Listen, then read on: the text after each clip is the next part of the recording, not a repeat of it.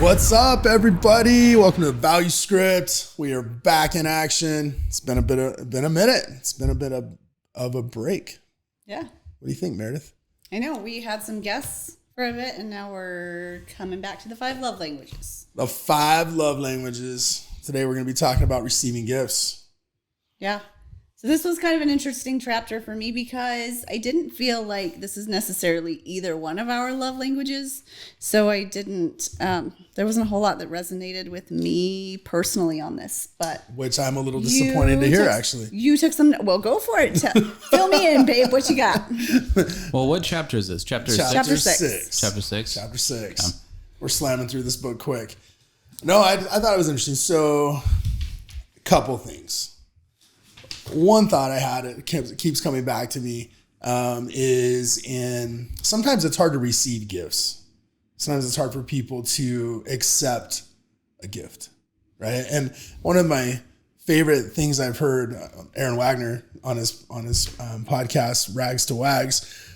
Rags to Wags? Rags to Wags. Okay. All right. It's pretty impressive. Good stuff. Yeah. Pretty impressive. But he talked about being a gracious receiver. And one of the things that he points out is like, being a gracious receiver is a gift.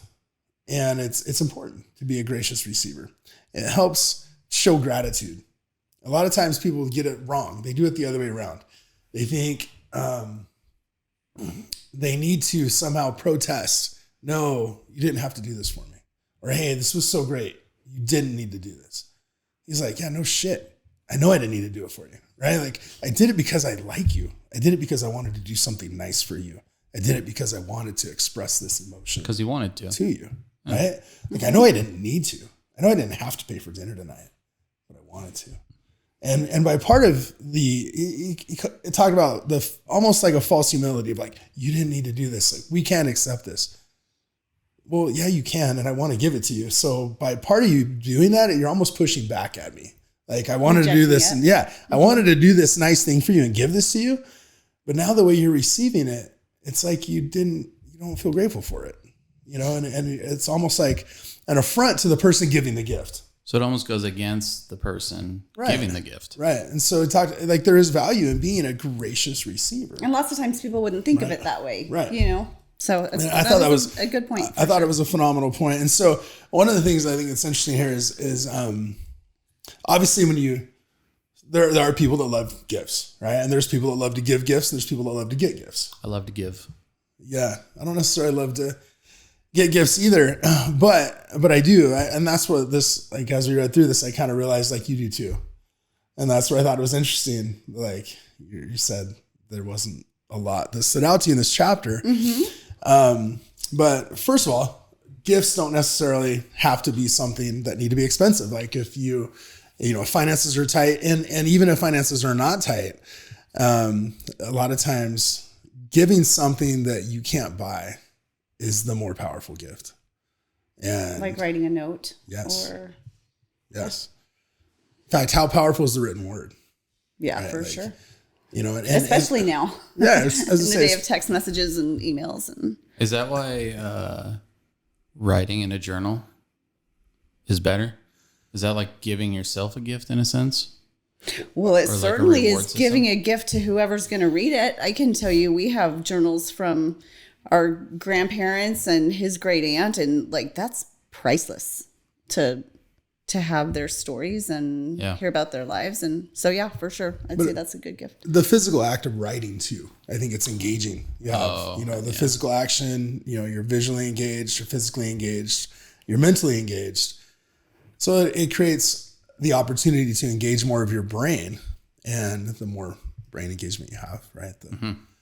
The more power you have behind that, and the more memorable it is, and the more meaningful it can be. And so I think also, like when you take the time to write a letter, people, when they receive that letter, they realize that this took some time and it's more meaningful and it's different too. We're so used to seeing typeface all the time and like text, like you said, like we're such a digitized society. It's nice to hold something analog every once in a while and feel it because it's real, right? Yeah. I have a note from this lady that we go to church with, and it was just a very simple, I mean, it's written on a little scrap piece of paper, and she wrote it in the middle of sacrament meeting one day and gave it to me at the end of church, and I still have it, and it really is special to me. Like, and it's not even like she's one of my closest friends, but it was just a very endearing, sweet note.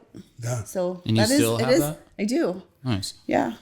I remember too, you gave me that wax stamp for my birthday one year. I really wanted a wax stamp and I love it. But I ended up, I wrote a couple letters and I just remembered and I used my wax stamp to seal it, and how grateful these people were that they came up to me. They're like, dude, it was very impactful. Mm-hmm. And it helped me realize how powerful that can be to just write somebody a letter, right? Write somebody a note and express gratitude. And you can do that for free.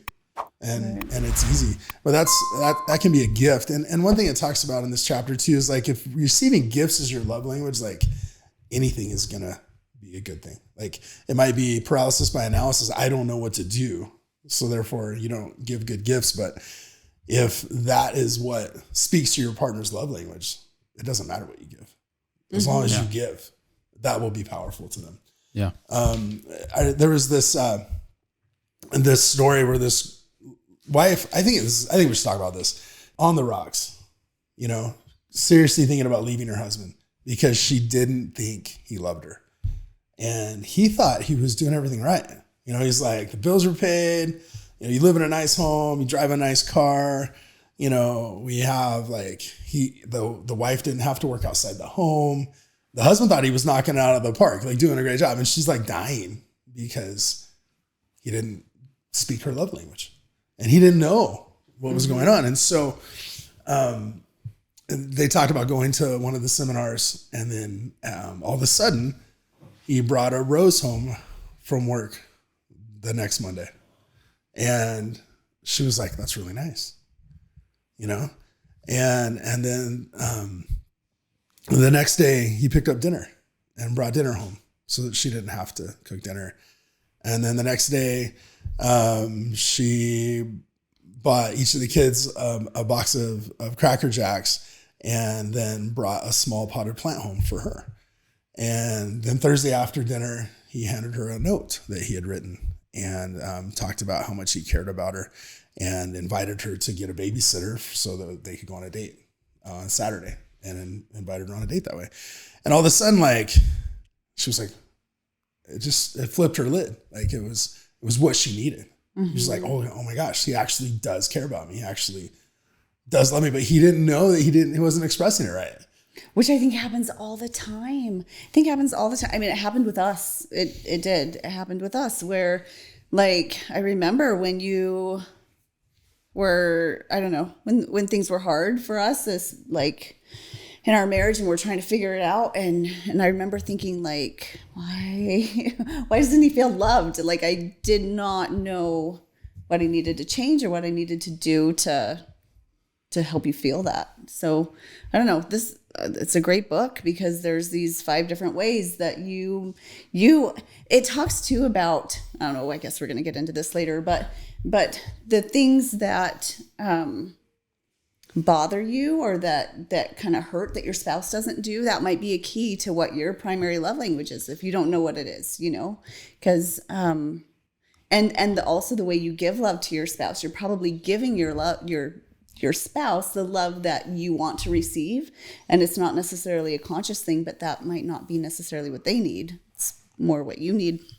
No, I think I like that point that you brought up, because I was thinking I don't know what my love language is. After I read the whole book, I'm like, I still don't get it. I failed the love language. Or then I thought, well, crap, maybe I don't have a love language. But then I realized and as I started considering, think about the ways that you enjoy receiving love, or thinking about the ways you enjoy giving love. And that's where you can most likely find your love language. Mm-hmm. And it's the key, or even look at how your parents interacted with each other and how you were taught to defined Show love. Yeah. And how it was defined in your life. That can help you find that. But, like receiving gifts, like, it's not necessarily something that is huge for either one of us, but we still like to do it. Like For sure. I still like to, like, I remember how empowered I felt when I went to Jared for the first time and walked out there thinking, I actually know how to buy a wife or jewelry for my wife that she likes. Like I can actually do it. Yeah. That was really empowering for me because I was so intimidated. And it was one of the reasons why you didn't get any jewelry for a ton of years is because I didn't think I could pick it out, anything that you would like, And so that was really empowering for me to be able to be like, I can do this. And it was fun, but it's not necessarily something you're high maintenance about, but you do enjoy that. Yeah, for sure. So does that mean that one of your love languages is giving? Because of how good you felt doing that? Perhaps. Yeah. I think that leads us to the next chapter though, which I think hits home for both of us, is acts of service.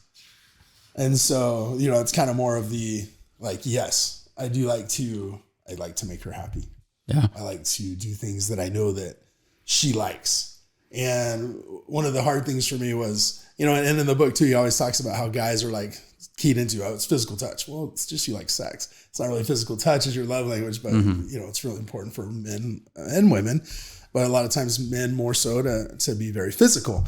But that's more of a sex thing. It's not necessarily a love language thing. It can be part of your love language, but I want to jump back here to page 82 where he talks about physical presence and how powerful that can be. And he talks about if in the time of crisis, if your primary love language is receiving gifts, or if your spouse's primary love language is receiving gifts, your physical presence in a time of crisis is one of the most powerful things you can do and offer and give. And then he talks about too, I thought this was really important. Says, if physical presence of your spouse is important to you, I urge you to verbalize that to your spouse. Don't expect him to read your mind. If on the other hand, your spouse says to you, I really want you to be there with me tonight, tomorrow, or this afternoon, take the request seriously.